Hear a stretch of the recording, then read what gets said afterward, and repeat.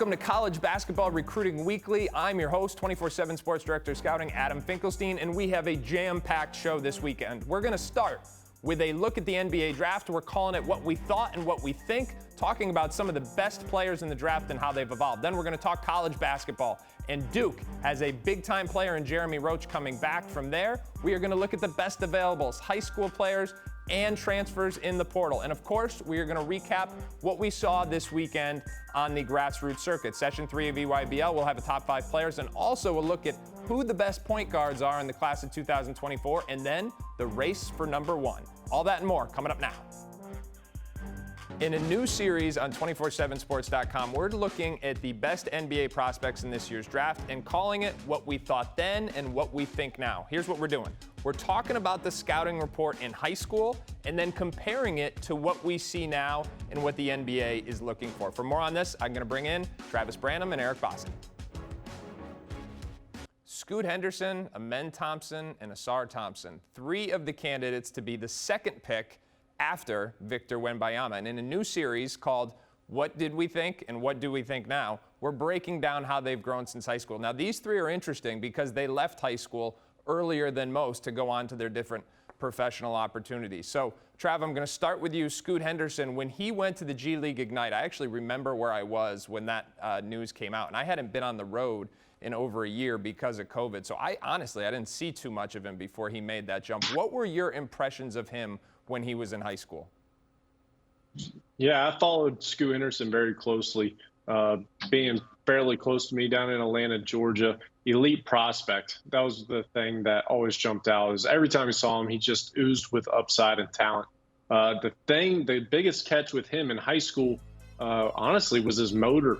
During that COVID time, I still went down to Atlanta and watched him.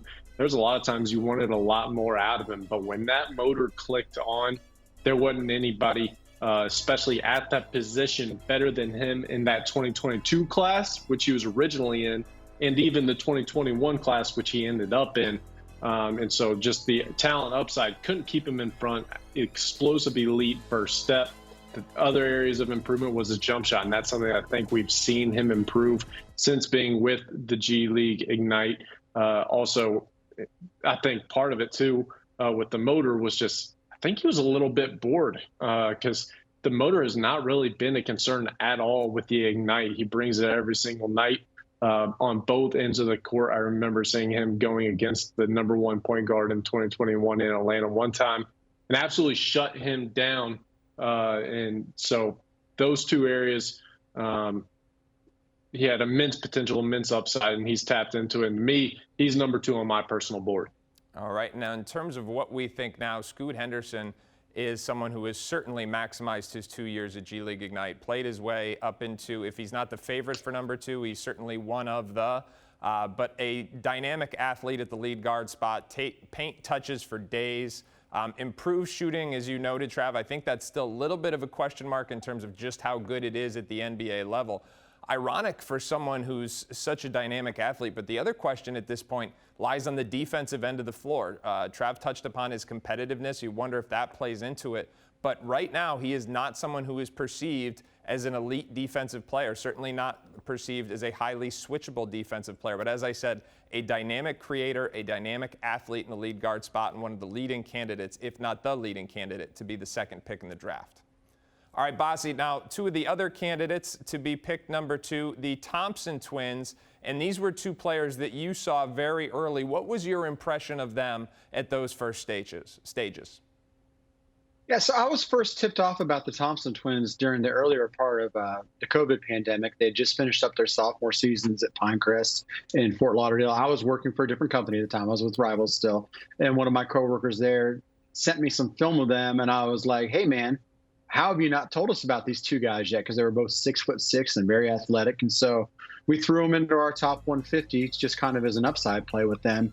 And then as things went on, I was able to see them in August of 2020 playing in a camp in Wichita, Kansas, the Crossroads Elite Camp, which is primarily an underclassmen camp.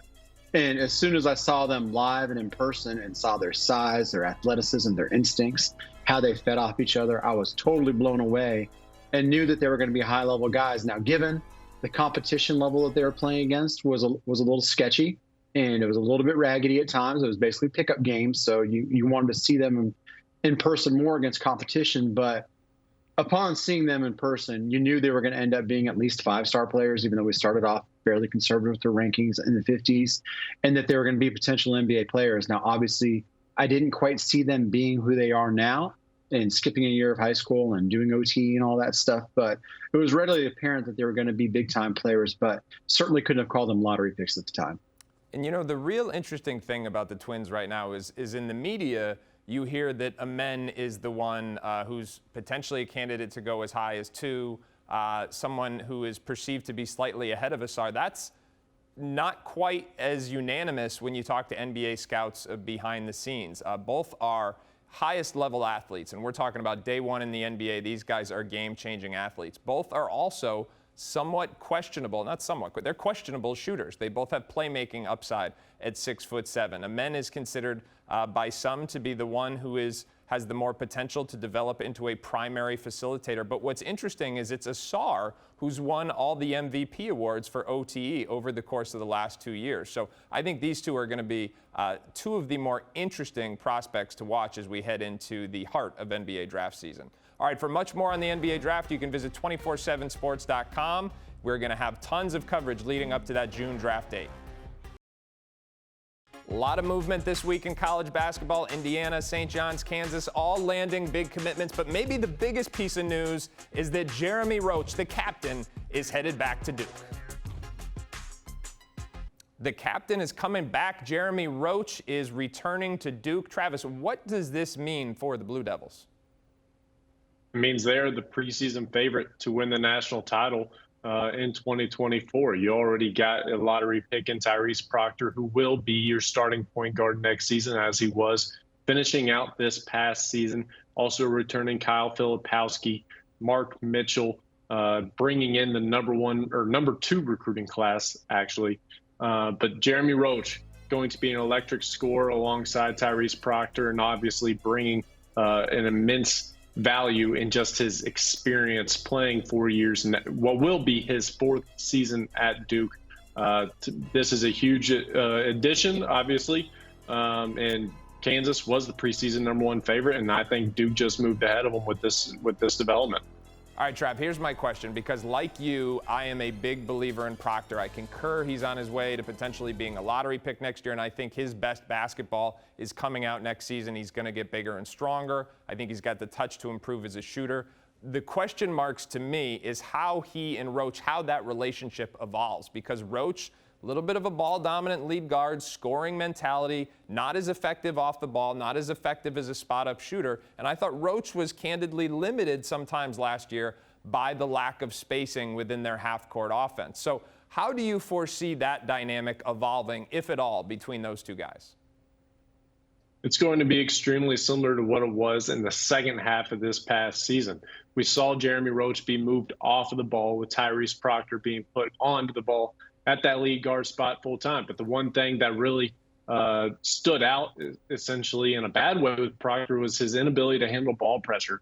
Teams really jumped on him later into the season when they realized that was a weakness, and then they had to throw the ball to Jeremy Roach to bring the ball to the floor. Now with another year, with Proctor coming back for a sophomore season, I don't envision that being as big of a problem. And so to your point, yes, Jeremy Roach is a ball-dominant, score-first guard. So now next year with Proctor hopefully improving with that ball pressure, Roach is now more able to focus on stretching the floor, making shots, getting downhill, and being a scoring punch for these guys, especially as these incoming freshmen, Jared McCain, Caleb Foster, they come in and they come into their own. So to me, I envision this being extremely similar, but honestly being at a higher level next year with Proctor being able to improve and develop, and further allowing Roach to do what he does best, and that is score the basketball. And you mentioned McCain and Foster. Interested to see how they react to this news, assuming it's not a surprise for them. But I think when they committed, they were probably anticipating a more immediate role. Those dynamics are always interesting to try and figure out. But ultimately, that's the price of being good. You got a lot of weapons. You got to try and figure it out. All right, For a look at who else is coming back to Duke next year, you can check out the graphic behind me for continued coverage. Always visit 247sports.com. The #1 player in the class of 2023, Ron Holland. He's still on the board. And if you were a big-time college program and you had to pick between a high school prospect and the best available player in the portal, who would you take? We're going to break it down. All right, spring is winding down, and there's a lot of prospects still on the board and a lot of teams that need players. So we're going to approach this a different way. You've got the portal. You've got some top guys still in the high school ranks. We're going to go best available draft. Ebos is the elder statesman of the group. I'm going to give you first pick. And I should preface this by saying we're going to go under the assumption based on current intel that Grant Nelson may stay in the NBA draft. We talked about him as a portal possibility last week, so we're going to leave him out of this draft. That having been said, the first pick is yours, sir. Ron Holland, our #1 player in the class of 2023. It's a pretty easy call in my book. I know there's some guys out there with more experience and who have already proven that they can do it at the college level, but I have zero doubt that Mr. Holland is going to be able to do it. At 6'8", he's a big-time athlete. He's a big-time competitor. I think he's going to prove in college, assuming he's able to play next season and does go the college route, that he's a much more skilled guy than we've seen because he's going to have more skilled guys around him. Obviously, on the recruiting front, he is still waiting to be released from Texas. Now, that doesn't mean that other schools can't recruit him. Since he has announced that he's sought his release from Texas, the recruiting ban is off. So schools like Arkansas, who have been mentioned primarily and is probably the biggest front runner, have been able to contact him. The G League Ignite is still a major factor in this. And, of course, Texas would like to leave him around. Now, I'm sure Texas will end up releasing him. They have 30 days to make that call, so we're probably about 10 days short of that at this point. But if they decide not to, Ron would not be eligible to play anywhere in college next year, so that would more than likely push him to the G League. So we'll see what happens with the release. I would assume he gets it, but I go Ron Holland. All right, Trav, the second pick in the best available draft belongs to you. Unfortunately, he's going to fall more into that Grant Nelson category, but I am taking Julian Phillips, a transfer out of Tennessee, a former 5-star prospect and McDonald's All-American. 6'8", versatile forward. He's absolutely testing off the charts at the NBA Combine with the 43-inch vertical this week. I think he will be able to show that he is actually much more versatile and capable, especially on the offensive end of the floor at the Combine, than he was able to show at Tennessee this past weekend. He hit the portal late last week, right before the deadline. If he does return to college, he is undoubtedly the #2 pick on my board amongst the available players. But as I was saying earlier, like Grant Nelson, I do anticipate that the likeliest scenario is that Julian Phillips will be staying in the NBA draft. All right, and I'm going to piggyback off that line of thinking and go with another guy who is currently committed to exploring the NBA out in Chicago at the Combine, and that is Arthuer Kaluma, transferring out of Creighton. You know, Kaluma got a lot of hype at this time last year over the summer because he played so well in FIBA competition. All of a sudden, he was being called a first-round draft pick, and honestly, I thought that stunted his development a little bit. If you watched Creighton play this year, he was one of their least efficient offensive threats, and it really impacted the way they structured their offense down the end of the season. In my mind, this is a player who would be best served going back to college and potentially hearing the same message that he got from McDermott from another head coach to say, hey, let's simplify the game a little bit. Be a catch and rip guy, a catch and shoot guy. Guys who are 6'8" shouldn't be 6 or 7 bounce players, but the natural talent level is undeniable when you look at that big body, the playmaking ability off the bounce, the ability to get downhill, and some shooting potential. The coach that's able to harness that has a very big potential weapon if he elects to return to college basketball next year. All right, for a look at the best available transfers still left on the board, you're looking at it right now. And of course, 247sports.com is your home for all things transfer and recruiting. Dallas was the place to be this weekend for Session 3 of the Nike EYBL. Eric Bossi and I were there, and we're going to break it all down. All right, Eric, you and I were in Dallas this weekend. I was at the EYBL from start to finish. You bounced around to a couple different events, but if you're like me, you are not going to like this because we have to synthesize everything into the best 5 players we saw this weekend. So I will give you the first pick here. I'm going to go off the radar here with Darius A. Cuff Jr., a class of 2025 kid from Detroit, playing for the family on the EYBL, who has just absolutely broken out this spring. He's the second leading scorer in the EYBL. He's a big-time passer. He's shooting almost 40% from three. I watched him on the final morning go for 30 and make 8 of 16 from three. Played, I think, every single minute. He's picked up offers from Michigan, Michigan State, Kansas, Indiana. Like, the kid is just blowing up. And you ask, why is he not ranked yet? Well, we didn't even know he existed until about this time a month ago. So he's made a big-time splash in the EYBL, and I think is going to be in the argument for the top point guard in the class of 2025 when we sit down to discuss rankings. All right, now at number 4, I will go with Jalil Bethia from Team Final. And Bossi, you watched this whole game, but Friday night he put on a shot-making show and is quickly asserting himself as one of the best pure shooters in this class. Still growing into his body a little bit, not quite as physically developed as others in the class, but when it comes to the ability to set his feet and make shots, he's got a soft, high-arcing ball, can really, really stroke it from behind the three-point line. He and Robert Wright for Team Final, maybe one of the best backcourts, if not the best backcourt in the EYBL, and they showed it this weekend. Just a tremendous session 3 from that team. All right, moving right along, Bossi, I will give you another pick. Who else stood out to you this weekend? Let's go with AJ DeBanza. Let's go with another one of the young guys out there, the class of 2026, another one of the top 5 leading scorers in the EYBL. What he's doing playing up 2 age groups at the 17U level is really mind-boggling. At 6'7", he can really put the ball on the floor. He's already a top-notch athlete, even playing against older guys, and he can shoot the ball. But what really strikes me and stands out with AJ is just how competitive he is. Like, he is a true alpha already playing up against older kids, and he's a guy that people are starting to gather around to watch. Like, when he's playing, everybody knows it, and everybody wants to see him. Yeah, and the thing I will add from AJ's in my backyard, he played varsity as an 8th grader. It's not easy being an 8th grader and having someone tell you you're bound for stardom. And I think he's transformed from a highly talented young prospect to a good player who's now starting to understand where his spots are and how to get to them.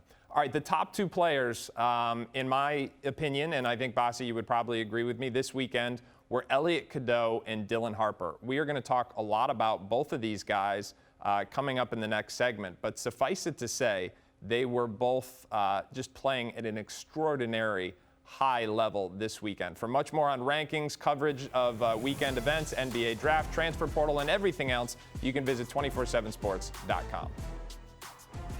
Over the course of the last month, I've gotten a chance to see each of the 3 major sneaker circuits, as have other members of our staff, and it's helped us clear up some things with updated rankings on the horizon.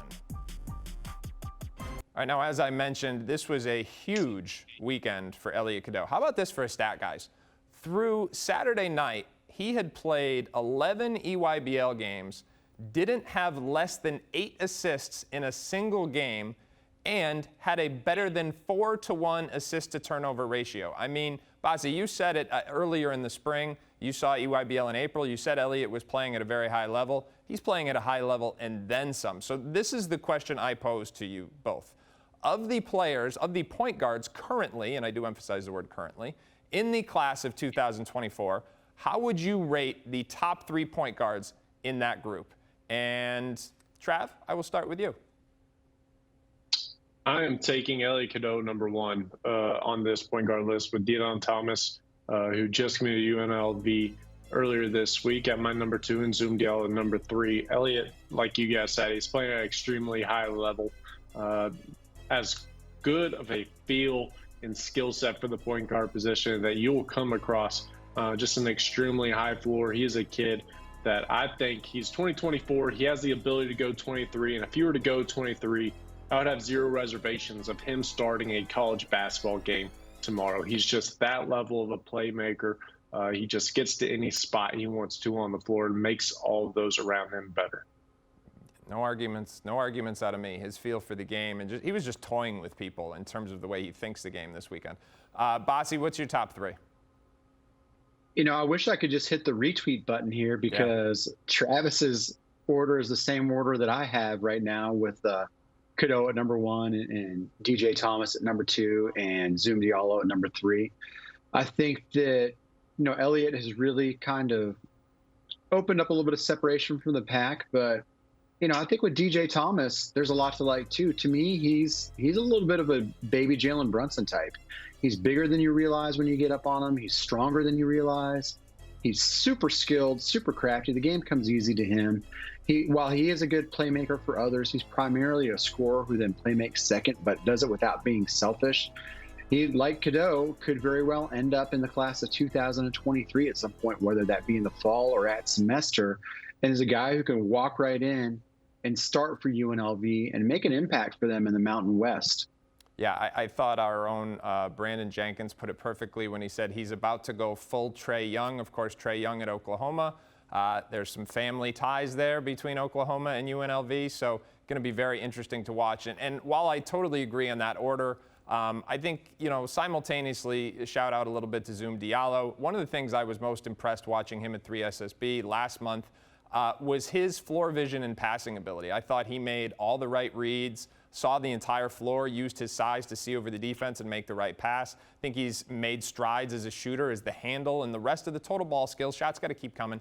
I think as those continue to improve, his game has got new levels it can go to. He's also, I think, the point guard we are most confident is going to remain in the class of 2024. So could certainly end up taking over that #1 spot before it is all said and done. All right. For lots more, you know where you can go, 247sports.com. Rankings, recruiting, player updates, event coverage, NBA draft, transfer portal. We got it all there. When it comes to updated rankings, the question everybody wants to know is who's going to be #1? Trey Johnson, he holds that title right now, but Dylan Harper, he had a statement weekend in the EYBL. Flory Badunga, he's been really impressive, and Ace Bailey, he's entered the conversation as well. All right, now, Trav, time to give you your flowers. The last rankings update, you were on the record as saying Dylan Harper was #1 on your board. I have to admit, he looked like the best player in the country this week to me at EYBL. I will also say, though, that a month earlier at USA Basketball, I thought Trey Johnson looked like the #1 prospect in the country. So it has fluctuated. Certainly Session 3 was a lot better than Session 2 for Dylan Harper. But Dylan Harper, man, he was good this weekend. So I will let you go first because this has been your guy from the very beginning. Yeah, I'm not budging on this one. Dylan Harper is still my #1 player in this 2024 class. And that's not to say Trey Johnson or Flory Badunga or somebody like Ace Bailey can come in and take it from him.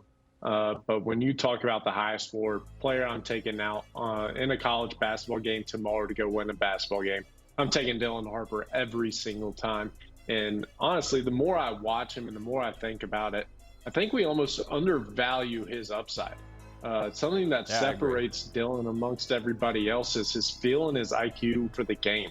He really knows how to use his ball skills, his jump shot, his finesse around the rim to his advantage, takes what the defense gives him. And I think that's something that some of these other guys that are in this conversation don't necessarily know how to utilize.